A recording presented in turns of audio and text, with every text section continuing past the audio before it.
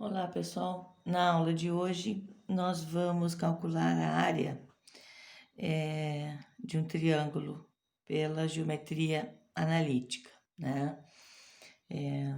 Nós também podemos calcular, né, a área de um triângulo utilizando a geometria analítica, mas nesse caso é necessário que nós saibamos as coordenadas dos três vértices do triângulo, para que possamos calcular a área através da geometria analítica, certo?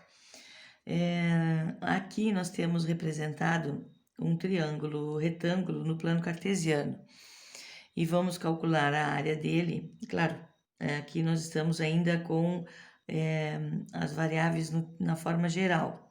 Por exemplo, nós temos aqui o vértice A, e eu sei que esse é o vértice A, porque eu tenho o x e o y do vértice A, o vértice B e o vértice C. Dado um triângulo ABC, quando a gente conhece os três vértices, nós podemos calcular a sua área, fazendo,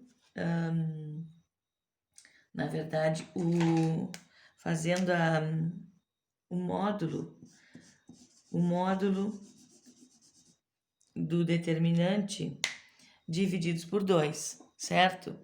E o determinante, como nós já vimos em aulas anteriores, é o determinante dos três vértices, né? Nós utilizamos o x do A, o y do A, x do B, y do B, x do C e y do C.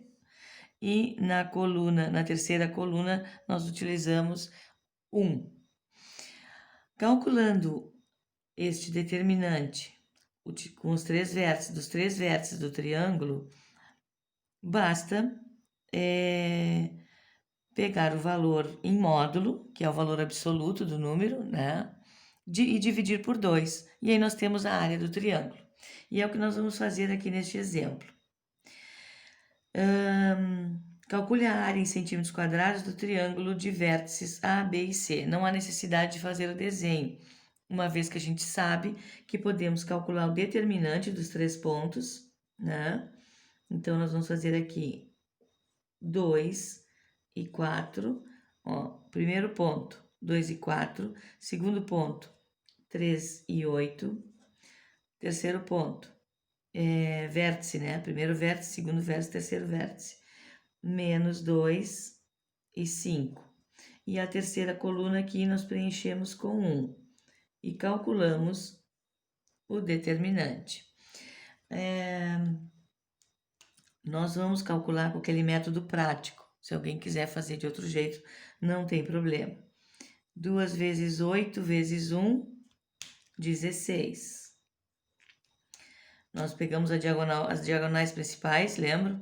E eu estou fazendo com o método prático, porque tem a regra de Sarros, que copia a primeira e segunda coluna aqui do lado, e aí a gente tem as diagonais. Também já foi numa aula anterior aí. 4, pegamos os dois de cima com um de baixo. 4 vezes 1 vezes menos 2. 4 vezes 1 é 4, vezes menos 2, menos 8. Depois nós pegamos a linha que sobrou em cima com estas duas de baixo. 1 vezes 3 vezes 5. 1 vezes 3 vezes 5 dá 15, positivo. Diagonal principal menos a diagonal secundária. E agora, para a diagonal secundária, eu vou utilizar outra cor aqui, para não confundir. Diagonal secundária, 1 vezes 8 vezes menos 2, menos 16. Vou pegar as duas de cima, os dois números de cima com esse de baixo, que é a segunda diagonal secundária. 4 vezes 3 vezes 1. 4 vezes 3, 12 vezes 1, 12. E agora vou pegar o número que sobrou em cima com os dois de baixo. 2 vezes 1 vezes 5, que vai dar 10. Diagonal principal menos a diagonal secundária. Aqui nós temos 16 com 15, 31. 31 menos 8. Podemos copiar todos primeiro também, se quiserem. 16 menos 8 mais 15, porque aqui nós temos que tirar o parênteses, eliminar o parênteses, né? Menos com menos vai dar mais 16, menos com mais dá menos 12 e menos com mais menos 10. Eu até vou pegar esses três primeiro aqui, que é mais fácil. 16. Poderíamos pegar todos os positivos, depois todos os negativos, né? Como acharem melhor de trabalhar. Mas pode ser que fique mais fácil se a gente fizer assim, ó. 16 menos 8 mais 15. 16 com 15 dá 30, 31. Tira 8, 23. Aqui vai dar 16 menos 10 dá 6. 6 menos 12, menos 6. Então, vai dar 17. Não importa como fizerem.